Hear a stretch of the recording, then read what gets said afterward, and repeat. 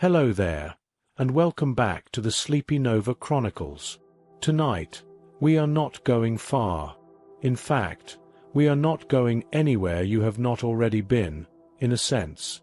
We are staying close. We are staying near. Tonight, we are spending time with something that has been above you every night of your entire life, whether you noticed it or not.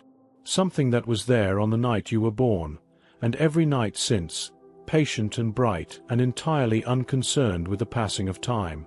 We are going to spend the evening with the moon, and I want to tell you something about it before we begin, because it matters, and because it changes the way everything that follows will feel. The moon is not simply a rock in the sky. It is not background scenery. It is not decoration. It is the oldest companion this planet has ever had. A silent, steady presence that has been keeping watch over Earth for 4.5 billion years. Before there were eyes to look up at it, it was there. Before there were words to name it, it was there. Before there was anything alive on this planet at all, the moon was already old. It has seen everything. Every ice age. Every ocean forming and shifting and rising. Every mountain range pushed slowly upward by forces moving too gradually for any living thing to witness. Every morning that has ever broken over this world broke with the moon either still hanging in the pale sky or just having set below the horizon. It has never left. Not once, in 4.5 billion years. There is something in that fact. If you let it settle gently into you rather than rushing past it, that feels less like science and more like comfort. You have never been on a planet without the moon. No human ever has. No creature that has ever drawn breath on this earth has known a sky without it. It is, in the most ancient and literal sense, always been there. Tonight, we are going to learn its story. And what a story it is. Because the moon, for all its calm and quiet familiarity, has a history that is anything but simple. It was born in violence, out of a collision so enormous that the word enormous does not come close to describing it. It was once much closer to us than it is now, and it has been slowly, almost imperceptibly drifting away for billions of years, moving outward at roughly the same speed your fingernails grow. It shaped the length of our days. It steadied the tilt of our planet. It pulled the oceans into their long breathing rhythm of tides. Without it, the Earth would be a different world entirely. Perhaps not a world where anything like us could exist at all. And through all of that, through all the physics and the gravity and the deep geological time, it has simply been there. Visible. Familiar. Changing its face each night in that slow, reliable cycle from dark to sliver to half to full and back again. A clock that needed no winding. A companion that asked for nothing. We forget to notice it most nights, and yet it never stops showing up. If you enjoy these gentle journeys through the quiet and extraordinary, I would love for you to like this video or leave a thought below. It helps other tired minds find their way here, one peaceful evening at a time. But now, there is nothing left to do. Nothing to remember, nothing to solve. Nothing to hold on to tonight. The day is finished. Whatever it brought you, whatever weight it left behind, you are allowed to set it down now. Right here, in this moment, at the beginning of this quiet hour. Let your body settle. Let the tension in your shoulders release, slowly, without effort. Let your breathing find its own pace, easy and unhurried, the way breathing always was before the world made it complicated. And as your eyes begin to grow heavy, and the sounds around you soften into the background of the night, let your mind travel, gently, without rushing, to a clear sky above you. A sky you have seen 1,000 times. A sky with the moon in it. It is there now, as it always is. Still, quiet, patient, waiting, as it has always waited, for the world below it to rest. Let's begin. The moon was not always there. That is the first thing worth sitting with tonight, because it runs against something deep in how we relate to it. The moon feels permanent. It feels like part of the furniture of existence, as fixed and given as the sky itself. But there was a time early in the life of this solar system when Earth had no moon at all, when the night sky above this planet was simply dark, no reflection, no tidal pull, no slow silver light moving across the ground. And then something happened, something so enormous, so sudden, and so consequential that it reshaped not just the Earth, but the entire future of life on this planet. And the moon, your moon, the one that has been above you every night of your life, is what came out of it. The moon was born from a catastrophe. Approximately 4.5 billion years ago, the early Earth was not the stable, blue-green world we know. It was younger, hotter, still being shaped by the chaos of a solar system that had not yet finished settling into order. Rocky bodies of all sizes were still moving through space in unpredictable ways, and collisions were not rare events. They were simply part of the process. Among those rocky bodies was a planet-sized object that astronomers now call Theia. We have never seen Theia. No piece of it has ever been held in a human hand and identified with certainty. But the evidence for its existence is written into the moon itself, and into the Earth, and into the physics of how our planet moves through space. Theia was roughly the size of Mars, and at some point, approximately 4.5 billion years ago, it struck the early Earth.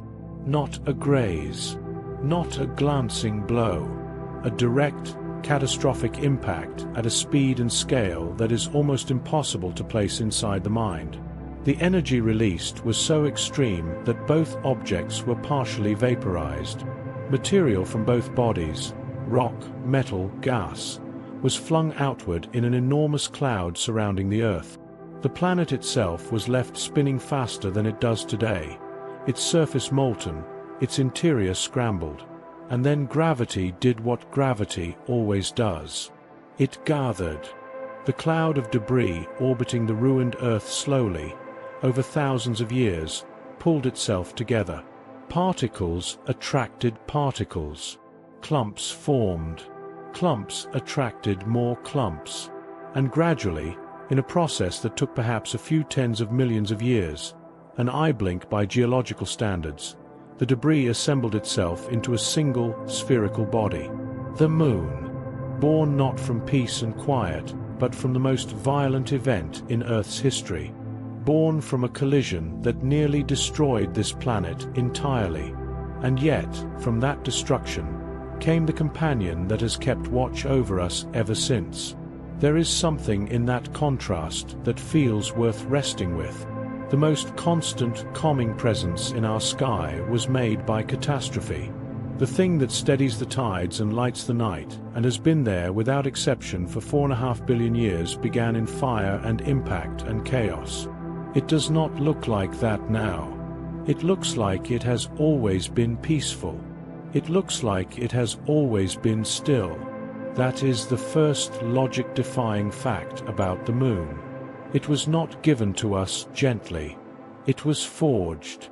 The moon is moving away from us. Slowly, quietly, every single day. Here is something that tends to sit with people strangely once they hear it. The moon is not staying put. It never has been. Right now, at this moment, as you lie still in the dark, the moon is drifting away from the Earth. Not dramatically. Not in any way you could perceive, but measurably, reliably, continuously. The moon is getting farther away at a rate of approximately 3.8 centimeters per year. That is roughly the speed at which your fingernails grow. To understand why this is happening requires thinking about tides, not just the ocean tides we can see, but the gravitational conversation happening constantly between the Earth and the moon. The moon's gravity pulls on the Earth's oceans, creating the familiar rise and fall of tidal water. But the Earth's rotation also drags those tidal bulges slightly ahead of where the moon sits directly above. and those bulges, being massive, exert a small gravitational pull on the Moon, a gentle tug that pushes it forward in its orbit.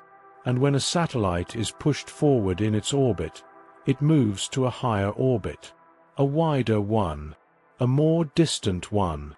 So every day, as the Earth turns and the tides follow the Moon and the tidal bulges pull slightly on the Moon's path, the Moon drifts outward by a fraction of a millimeter. Day after day, year after year, billion after billion of years. This is not a recent discovery made by theory alone. We know it with extraordinary precision because of something left behind during the Apollo missions. Astronauts placed small corner reflectors, devices that bounce laser beams directly back to their source, on the surface of the Moon.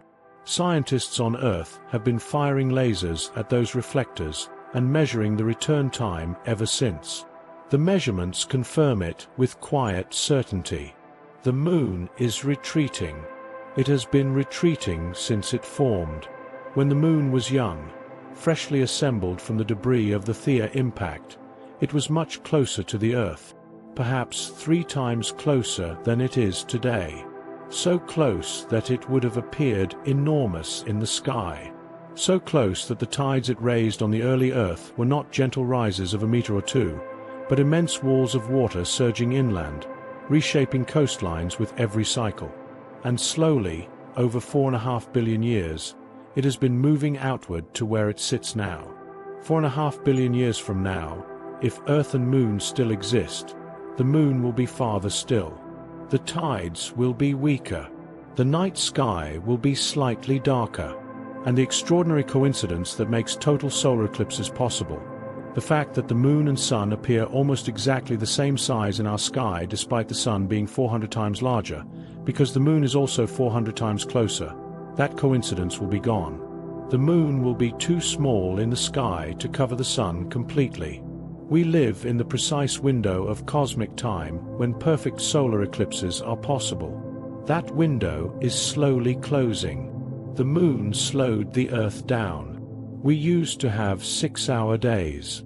Connected to the story of the retreating Moon is a fact about time itself, about the length of a day on Earth, and how dramatically it has changed over the history of our planet.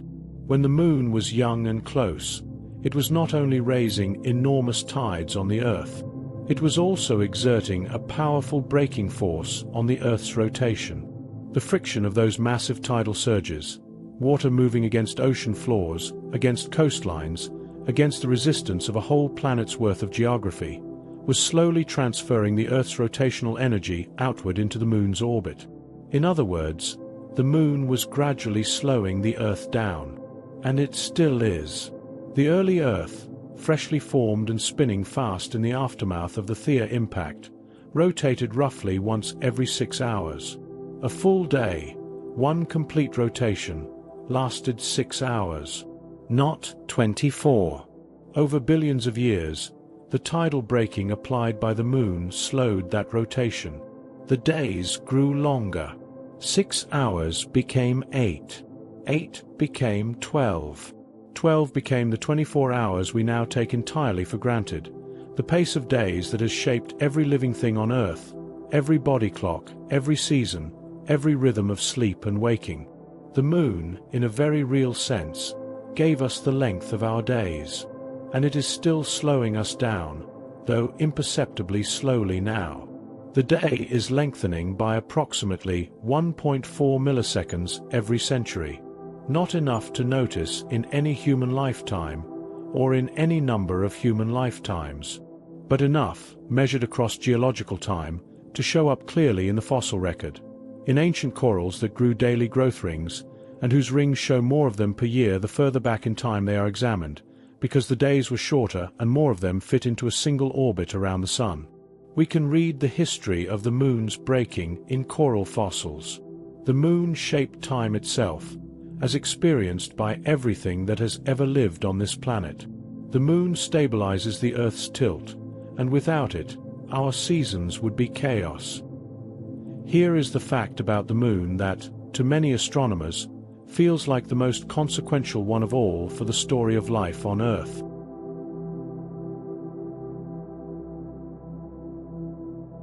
The Earth is tilted. Its axis of rotation leans at approximately 23.5 degrees relative to its orbit around the Sun. That tilt is the reason we have seasons, the reason the Northern Hemisphere leans toward the Sun in June and away from it in December, the reason summers are warm and winters are cold, the reason the length of days changes as the year moves through its cycle. That tilt is not locked in place by any rigid physical mechanism. In principle, it could shift. Other planets in our solar system do experience variations in their axial tilt over long timescales. Mars, which has no large moon, experiences chaotic variations in its tilt, swinging across a range of many degrees over millions of years, dramatically altering its climate in ways that would make long-term stable conditions for life difficult to maintain. The Earth, by contrast, maintains a remarkably stable tilt. It varies, but only slightly, oscillating within a relatively narrow range over cycles of roughly 40,000 years, producing the slow rhythms of ice ages and warmer periods that have characterized Earth's climate for millions of years. Significant, but not chaotic. Not the wild swings that Mars experiences. The reason for this stability, according to the leading models, is the Moon. The Moon's gravitational influence on the Earth acts as a stabilizer, a gyroscopic anchor that resists large shifts in the planet's axial tilt. Without the Moon, the models suggest, the Earth's tilt could wander chaotically, potentially shifting by tens of degrees over geologically short timescales. The consequences for climate would be severe. Seasons as we know them could be replaced by something far more extreme and unpredictable. The stable, livable climate that allowed complex life to develop on Earth, the relatively consistent conditions that allowed ecosystems to persist and evolve over hundreds of millions of years, may have depended, in significant part, on the Moon keeping the planet's tilt in check. The Moon did not just light the night and move the tides. It may have held the conditions for life itself steady long enough for life to become complex, long enough for something like us to appear. The Moon has a side we have never seen from Earth. Not once. In all of human history, the Moon rotates.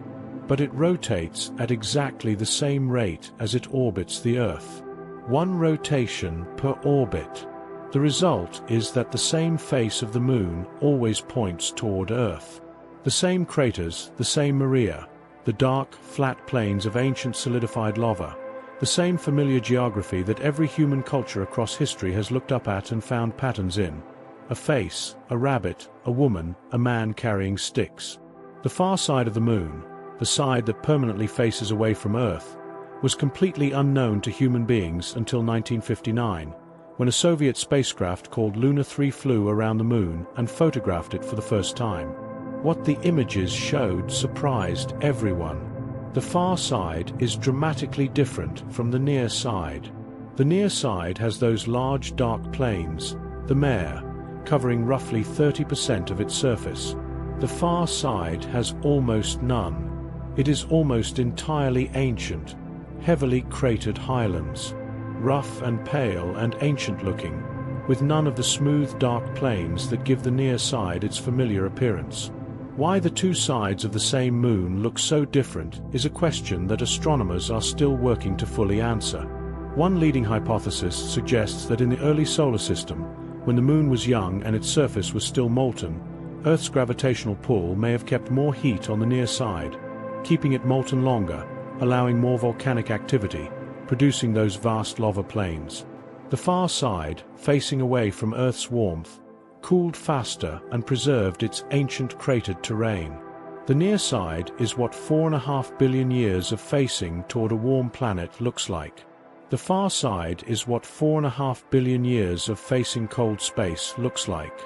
And no human eye, standing on Earth, has ever seen it directly. Every generation that ever lived, on every continent, under every sky, they all saw the same face. The other side was always there, always real, always only a few 100,000 kilometers away, and completely invisible. It was not seen until machines flew around and looked. The Moon is extraordinarily large for a moon. Most moons in our solar system are tiny compared to the planets they orbit. The largest moons of Jupiter and Saturn are impressive in their own right, but they are dwarfed by the planets they circle, a small fraction of the planet's size. This is the normal arrangement. The Moon is not normal by this measure. The Moon has a diameter of about 3,474 kilometers, roughly 1/4 the diameter of Earth. By the standards of our solar system, this makes the Earth-Moon system closer to a double planet than a conventional planet and moon arrangement. The Moon is so large relative to the Earth that the center of gravity around which they both orbit, called the barycenter, actually lies inside the Earth, but only just. It sits about 4,600 kilometers from the Earth's center, well within the Earth's radius of about 6,371 kilometers, but not at the center. Both Earth and Moon are orbiting this shared point in space together, in a gravitational waltz that has been going on for billions of years.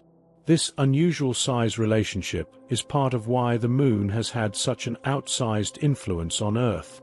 A smaller moon would have raised smaller tides, exerted a weaker stabilizing force on Earth's tilt, and slowed the Earth's rotation less dramatically. The Moon's size is not incidental to the story of life on Earth. It is part of why that story unfolded the way it did. We have the Moon we have, in the size we have it, because of the particular violence and scale of the Theia impact. A slightly smaller Theia, or a slightly different angle of impact, and the Moon might have been a different size entirely. And Earth might have been a different world. There is a quality to these facts, when they are taken together, that is different from simple information. They suggest something about the Moon that its calm, familiar appearance does not quite prepare you for. That it is not passive. That it has never been passive. That it has been actively shaping this planet, its rotation, its tilt, its tides, its climate, its days, its capacity for life, for 4.5 billion years. And it has done all of this in complete silence, without announcement, without any visible sign of effort. It simply rose each night, and pulled, and steadied, and shaped, and waited, as it is doing right now, above you, while you rest. We have been looking closely, up until now.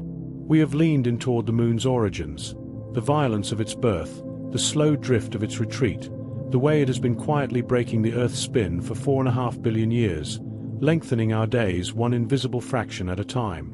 We have seen how it stabilizes the planet's tilt, how its far side has never been visible from Earth in all of human history, how its unusual size makes it less a conventional moon and more a companion world, locked with us in a slow gravitational waltz through space. These are intimate facts, in a way, the physics of a single object, examined closely. But the Moon does not only exist in the domain of physics. It exists in time, in deep, almost incomprehensible time.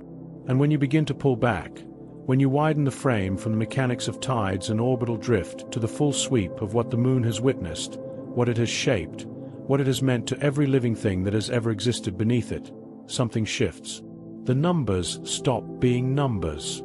They become something closer to a feeling. And that feeling, when it comes, is not small. The Moon was there before life. And it watched life begin.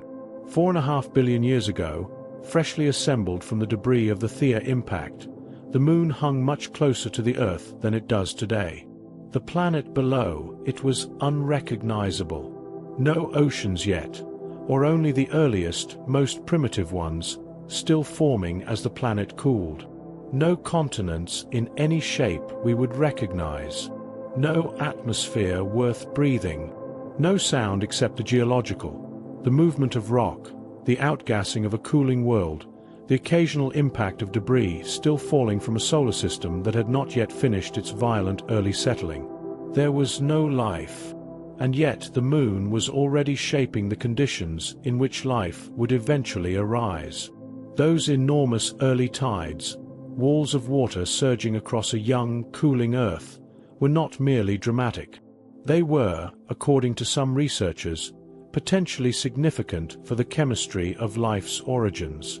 The repeated cycling of tidal zones, areas that were submerged, then exposed, then submerged again on a rhythmic schedule, may have concentrated the chemical building blocks of life in ways that calm, still water could not.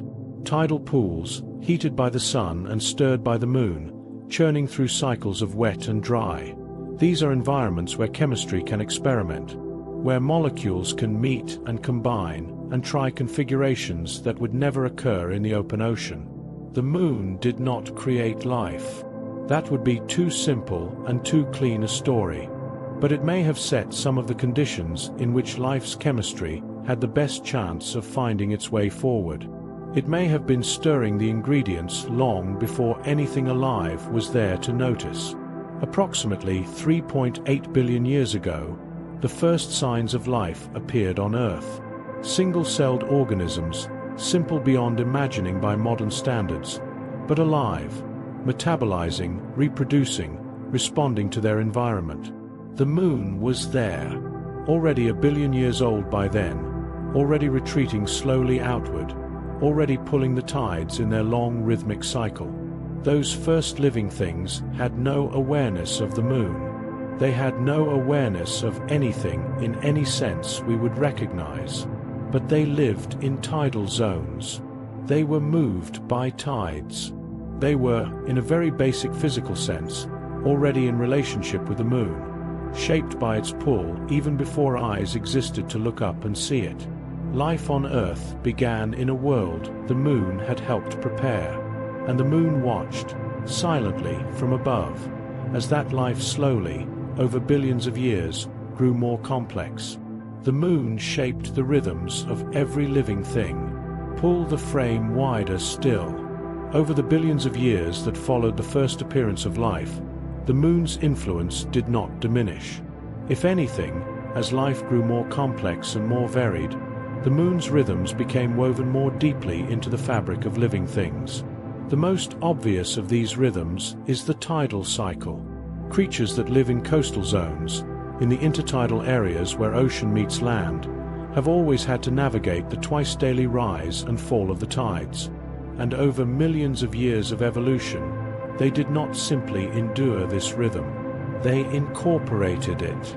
Crabs, oysters, sea urchins, and countless other coastal creatures have internal biological clocks attuned to the tidal cycle. They anticipate the tide's movement. They time their feeding, their reproduction, their movement to the tidal rhythm, a rhythm ultimately set by the moon. But the moon's biological influence extends far beyond the tidal zone. The lunar cycle, the approximately 29.5-day cycle from new moon to full moon and back, is one of the most consistent rhythms in nature, and it has left its mark on living things in ways that are still being studied and discovered. Many marine creatures synchronize their spawning to the lunar cycle with extraordinary precision. The famous mass spawning of coral reefs, one of the most spectacular biological events on Earth, in which vast colonies of coral release their eggs and sperm simultaneously in a single night, is triggered by the combination of water temperature, the time of year, and the phase of the moon. The coral has no brain. It has no eyes capable of seeing the moon. And yet it knows, somehow, when the moon is full, and it responds. The grunion, a small fish found along the California coast, takes this further. It spawns on specific nights following the full and new moons of spring and summer, riding the waves onto beaches at the precise moment of high tide, laying eggs in the sand, and retreating before the next wave. This behavior is timed to the lunar cycle with a precision that astonishes biologists who study it. The fish are not calculating. They are responding to rhythms that evolution has built into them over millions of years of living under the moon. Even human biology carries traces of the lunar rhythm. The average length of the human menstrual cycle, approximately 29.5 days, is so close to the lunar cycle that the coincidence has been noted since antiquity. Whether this represents a genuine evolutionary entrainment to the lunar rhythm or a numerical coincidence is a question that researchers continue to debate. But the number sits there, almost exactly matching the moon's cycle, across millions of years of human and pre-human biology. The moon did not merely shape the physics of this planet. It shaped the biology. It ran its rhythm through the bodies of living things so thoroughly and so long ago that those rhythms are now indistinguishable from the living things themselves. Every human civilization that has ever existed has looked up at the same moon. Now widen the frame further still, past biology, into history. Every human being who has ever lived, in every culture, on every continent, in every era of human existence stretching back hundreds of thousands of years, has looked up at the same moon. Not a similar moon. Not a comparable moon. The same one. The same face. The same craters and Maria and slow monthly cycle of phases. The moon was the first clock. Long before any written calendar, long before any mechanical timekeeping device, long before the concept of a week or a month or a year had been formally defined, human beings were tracking time by watching the moon. The word month comes directly from moon. In almost every language family on Earth, the words for moon and month share a root, because for most of human history, the month simply was the moon's cycle. Counting moons was counting time. The earliest evidence of deliberate timekeeping found in the archaeological record is a carved bone, the Ishango bone, found in Central Africa and estimated to be roughly 25,000 years old, that some researchers interpret as a tally of lunar phases. If that interpretation is correct, then the moon was the subject of humanity's first attempt to track and record the passage of time. Before writing, before agriculture, before cities, before almost everything we associate with civilization, human beings were counting the moon. Agricultural societies around the world built their planting and harvesting calendars around the lunar cycle. The timing of religious ceremonies, festivals, and rituals in cultures across every inhabited continent was determined by the moon's phase. The Islamic calendar is still purely lunar. Its months track the moon's cycle with no adjustment for the solar year, which is why Ramadan, Eid, and other observances move through the seasons over a roughly 33-year cycle. The Hebrew calendar is lunisolar, blending the moon's cycle with the solar year through a system of intercalary months. The dates of Easter in the Christian tradition are still calculated by a formula that involves the moon. Specifically, the first Sunday after the first full moon after the spring equinox. The moon is embedded in the structure of time as human beings have organized and celebrated it across cultures and millennia. It is not a background detail of history. It is one of its organizing principles. The moon has been watched, named, and storied by every culture that has ever existed. There is not a single human culture on record that did not have a name for the moon, a story about it, and a body of observation devoted to tracking its behavior. In ancient Mesopotamia, the moon god Nana, also called Sin, was one of the most important deities in the pantheon, associated with wisdom, cattle, and the measurement of time. The great ziggurat at Ur, one of the most impressive structures of the ancient world, was built in Nana's honor. The moon was not merely observed there.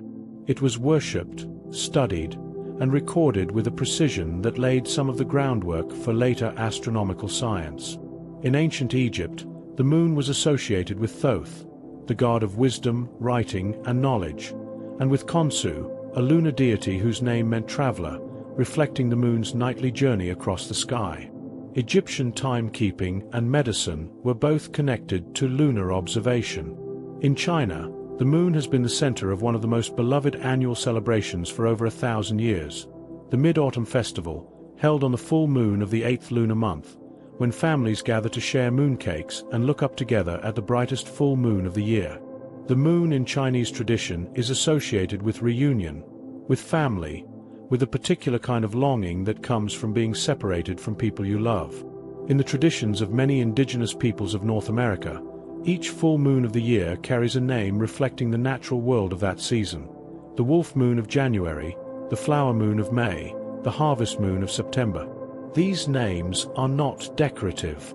They are calendrical. They encode information about the season about what the land is doing, about what work or preparation is needed. The moon was a practical document as much as a spiritual one. In ancient Greece, the moon was Selene, a goddess who drove her silver chariot across the night sky, and later became associated with Artemis, the huntress, the twin of Apollo, the keeper of wild places and the cycles of women. In Rome she became Luna, whose name passed into the languages that descended from Latin, into the word lunatic, from the old belief that the full moon affected the mind, into the word lunation, meaning the period of a complete lunar cycle. The moon has been goddess, god, clock, calendar, compass, storyteller and companion. In every corner of the world where human beings have lived, the moon has been looked at, named, tracked, feared, celebrated and loved. This did not happen by coincidence. It happened because the moon is genuinely remarkable, because its cycle is consistent and observable and useful, because its light is real and present and changes the quality of darkness in ways that matter to creatures who must navigate the night, because it is close enough to show a face, and human beings, being human, could not help but find meaning in that face. The moon invited relationship, and every culture that ever existed accepted the invitation. And then, for the first time in 4.5 billion years, we went there. In the summer of 1969, something happened that had never happened before in the history of the Earth, or of the moon, or of any planet in the solar system as far as we know. A living creature from Earth left the surface of its home world, crossed the 384,000 kilometers of empty space between Earth and Moon, descended through the lunar vacuum, and stepped onto the surface of another world. Neil Armstrong's boot pressed into the lunar regolith, the fine, grey, ancient dust of the moon's surface, and left a print, a shallow impression in material that had been undisturbed for millions of years, material that had never felt the weight of anything alive. The dust on the moon does not erode. There is no wind. There is no weather. There is no water. The footprint left by Armstrong on July 20th, 1969 is almost certainly still there, preserved in the airless stillness of the lunar surface, exactly as it was left. The oldest human footprint on Earth, preserved in volcanic ash in Tanzania, is approximately 3.6 million years old. The footprint on the moon is 56 years old, and it will likely outlast the one in Tanzania by billions of years. The Apollo program placed 12 human beings on the surface of the moon across 6 missions between 1969 and 1972. Those 12 people, all of them men, all of them American, all of them trained as aviators and selected through a process of extraordinary difficulty, walked on the moon, drove across it, collected samples from it, left instruments on it, and came home. The youngest of the 12 was Charles Conrad, who landed on the moon in November 1969. The last was Harrison Schmitt, a geologist, who walked on the moon in December 1972 and has the distinction of being the last human being to have stepped on another world. That was over 50 years ago.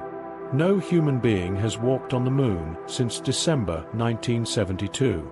The moon sits as it always has, 384,000 kilometers away, and no living person currently alive has ever stood on its surface. The 12 who did are either very old or have died. The footprints remain. When those 12 men looked back at the Earth from the surface of the moon, they saw something no human being had ever seen before, and that no human being has seen since with their own eyes, standing on another world. They saw the Earth from the outside. Small, blue, whole, suspended in black space without any visible support, without any edge or boundary, without any sign of the divisions and conflicts and noise that filled every newspaper on its surface. Several of them described the experience as the most significant of their lives. Several described a shift in perspective so complete that they struggled to put it into words after returning. The Earth looked fragile. It looked precious. It looked, from 384,000 kilometers away, like something that needed to be taken care of. The moon gave us that view. It gave us the only perspective from which the Earth has ever been seen as a whole, by human eyes, in person. The moon has been there for all of it. Every moment of Earth's 4.5 billion year story. Every age of life, every era of human civilization, every night that has ever fallen on this world. It has pulled the tides and steadied the seasons and lit the darkness and organized the calendar and filled 10,000 years of human stories with meaning and beauty and wonder. And it is still there, above you right now, as it has always been. The same moon, the same face, the same patient, constant companion that watched the first living things stir in the ancient tidal pools, that lit the way for every night journey ever made across every landscape on Earth, that has been named and storied and worshipped and navigated by and finally, astonishingly, visited.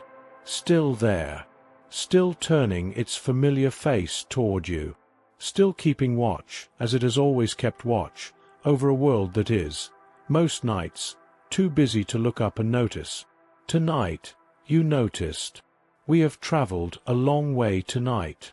And yet, as I said at the very beginning, we have not gone far at all. We stayed close. We stayed near. We spent the evening with the most familiar object in the night sky, the one that has been above every human being who has ever lived, on every night they ever looked up. We watched it being born from catastrophe. We learned that it is drifting away from us, slowly, at the speed of a growing fingernail, and has been since the beginning. We discovered that it gave us the length of our days, that it steadied the tilt of this planet, that it stirred the tidal pools where the chemistry of life first found its footing. We moved through civilizations, through the bone carved 25,000 years ago by someone counting the moon's phases in the dark, through the ziggurats and the festivals and the 10,000 names given to the same silver light by 10,000 different peoples across 10,000 years of human life on this planet. And we ended with 12 pairs of boots pressed into lunar dust. 12 human beings who crossed the distance and stood on the other side of the sky and looked back. It is a great deal to have held in one evening. And now it is time to let it settle. Not to grip it. Not to organize it into something useful or remember every detail or extract a lesson. Just to let it rest inside you, the way large things do when they are not rushed. Because there is something underneath all of it, underneath the physics and the history and the biology and the mythology, that is simpler than any of those things. Something that does not require understanding. Something that you already know, even if you have never put words to it. You have a relationship with the moon. You have always had one. You were born into it. It was already there, already in its cycle, already shaping the tides and the calendar and the quality of the light on the night you arrived in the world. And it has been there every night since, every clear night you have ever spent outside after dark, every evening you have glanced up without quite meaning to, every time you have noticed, without being able to say exactly why, that a full moon changes something about the feeling of the night. That relationship is real. It is not sentimental. It is physical, biological, historical, and ancient beyond any scale that feels personal. And yet it is personal, entirely and specifically yours. The moon you have looked up at throughout your life is the same moon that every person you have ever loved has looked up at. The same moon your parents saw when they were young. The same moon their parents saw. The same moon every ancestor you have ever had, going back past any name you know, past any record that exists, past the beginning of language itself, looked up at on nights when the world was quiet and the dark was full and the silver light came through whatever shelter they had found. The moon is the one thing every human being who has ever lived has shared without exception. Not a language. Not a belief, not a food or a custom or a way of organizing time, though the moon shaped all of those. The moon itself, the actual object, the same face, the same phases, the same light. Every one of them saw what you see. The moon you see tonight left its light 8 minutes ago, and it will still be there tomorrow. The light of the moon travels fast. It crosses the 384,000 kilometers between the Moon and Earth in approximately 1.3 seconds. That is nearly instantaneous by the standards of space, where light from the nearest star takes over 4 years to reach us, and light from distant galaxies takes billions of years. The Moon, by cosmic standards, is right here. It is our nearest neighbor by an enormous margin. The next nearest significant body, Venus at its closest approach to Earth, is still over 100 times farther away than the Moon. In the vast, cold, mostly empty architecture of the universe, the Moon is essentially in the room with us. That proximity is part of what makes it feel the way it feels. When you look at the Moon, you are not straining your eyes across unimaginable distance. You are looking at something that is, in cosmic terms, close enough to touch, or at least close enough that 12 people actually did go there and come back within the span of a few days. The light you see from the Moon tonight left the Sun about 8 minutes ago, bounced off the Moon's surface about 1.3 seconds ago, and is reaching your eyes right now. You are seeing sunlight. Ancient sunlight that has crossed 150 million kilometers from the Sun, reflected off 4.5 billion-year-old rock, and arrived at your eyes on this particular night. The Moon makes sunlight gentle. It takes the full force of the Sun's radiation and reflects back only a fraction of it. Soft, cool, silver, enough to see by on a clear night, enough to cast shadows, enough to light a path, but not enough to be harsh or blinding or overwhelming. It mediates. It softens. It turns something too bright to look at directly into something you can look at for as long as you like. The Moon has been doing this every night for 4.5 billion years, softening the Sun's light, making the darkness navigable, giving every night creature, every nocturnal traveler, every person who has ever lain outside under the sky a little more light than the stars alone would provide. It is still doing it right now.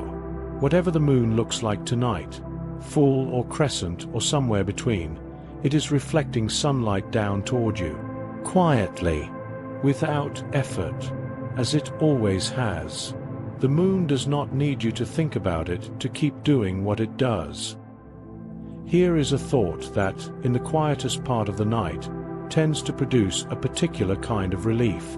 The Moon will continue its work whether you are awake or asleep, whether you are anxious or calm, whether you understand the physics of tidal locking or have never heard the term, whether you remember anything from tonight's journey or let it all dissolve into the dark. The tides will rise and fall. The Moon will move 3.8 centimeters farther from Earth this year, as it does every year, with no assistance and no attention from anyone. The lunar cycle will complete itself in 29.5 days, exactly as it has completed itself approximately 55 billion times since the Moon formed.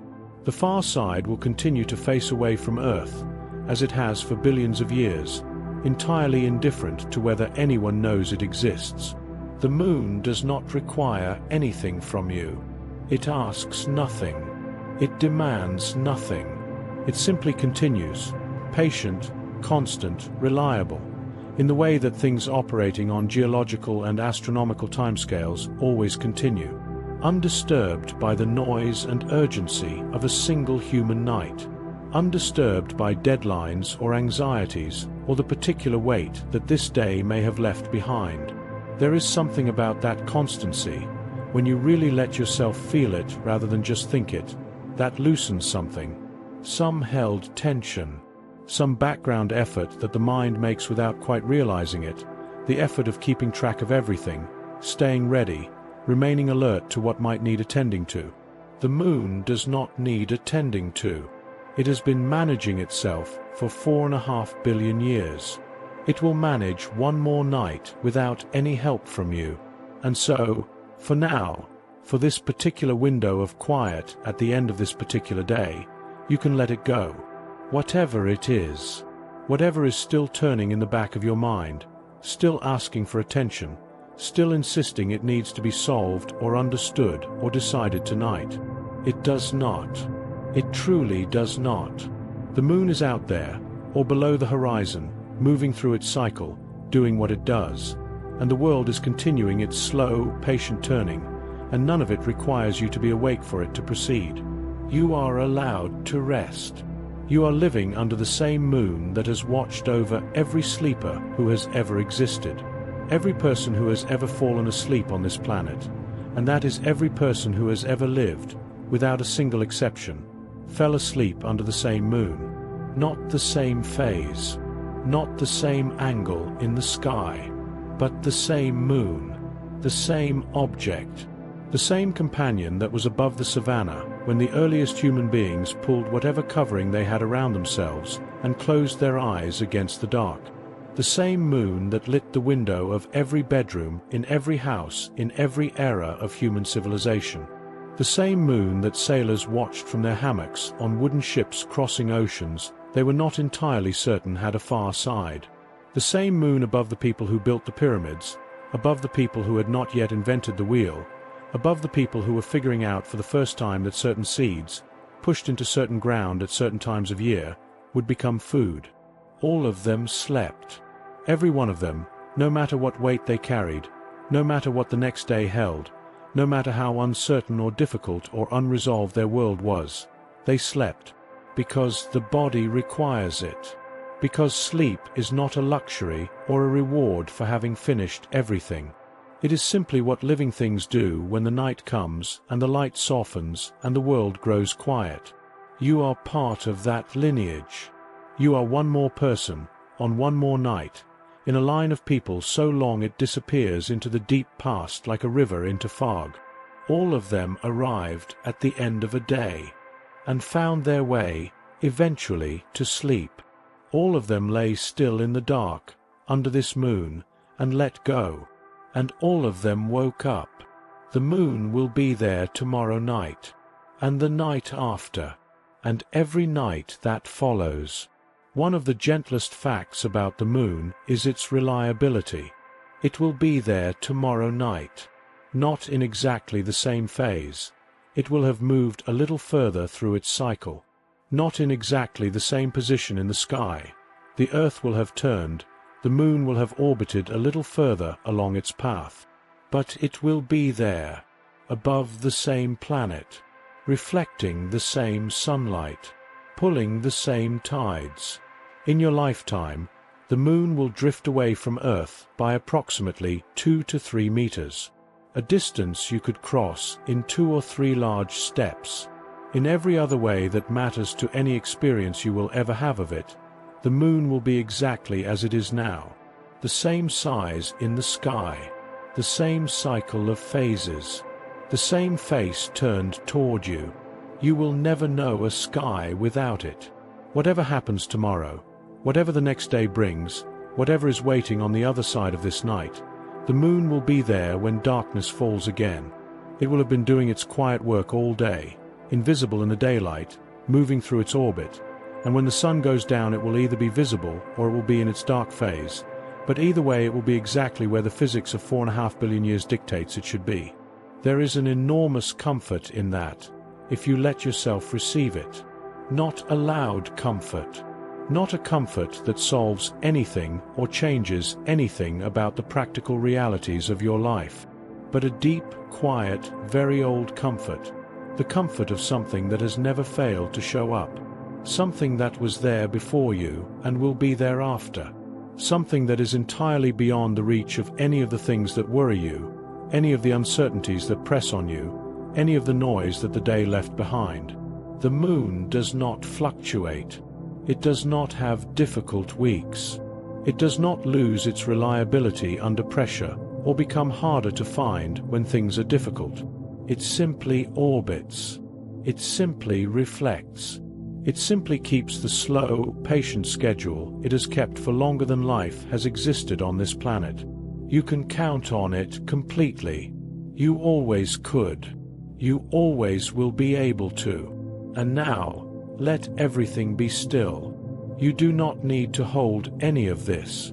You do not need to remember the name Thea, or the number 3.8 centimeters, or the year 1959, or the 12 men and their boots in the ancient dust. You do not need to carry any of it forward into tomorrow. The facts will exist without your remembering them. The moon will continue without your understanding it. The history of every civilization that ever looked up at it is already written, already complete, already resting in the deep past where nothing more is required of it. All of that can be set down now. What remains, when the facts soften and the history blurs and the numbers dissolve into the quiet of the night, is something simpler. Something that does not need words. It is the sense, ancient and physical and entirely real, of being on a planet that is held. That has always been held. That is wrapped in the gravitational embrace of a companion world that has been steadying it and pulling its tides and lighting its nights and watching over its sleepers for 4.5 billion years without pause and without exception. You are on that planet. Right now. In this moment. Lying still in the dark, which is itself a very old thing to do. One of the oldest things any living creature on this planet does. Resting while the world turns. Sleeping while the moon continues its quiet work above you. Let your breathing slow. There is no hurry. There has never been any hurry. Not really. Not when measured against the patience of the moon. Let the weight of your body settle downward, into whatever is holding you, the way things settle when they finally stop resisting gravity and simply allow it. Let your thoughts move at whatever pace they move, and then slower still, until they are drifting rather than moving, the way the moon drifts, present, unhurried, following a path so familiar and so well worn that it requires no effort at all. The moon is out there. The tides are doing what tides do. The earth is turning at the pace the moon has given it, one long day at a time. The same face that has been turned toward this planet for 4.5 billion years is turned toward it now, patient and still and silver in the dark. And you are here, exactly where you are supposed to be. One more person, on one more quiet night, on a planet that has always been watched over. You are held. You have always been held. Rest now. Let the moon keep watch, as it always has, as it always will. It is very good at this. It has been practicing for 4.5 billion years. Good night.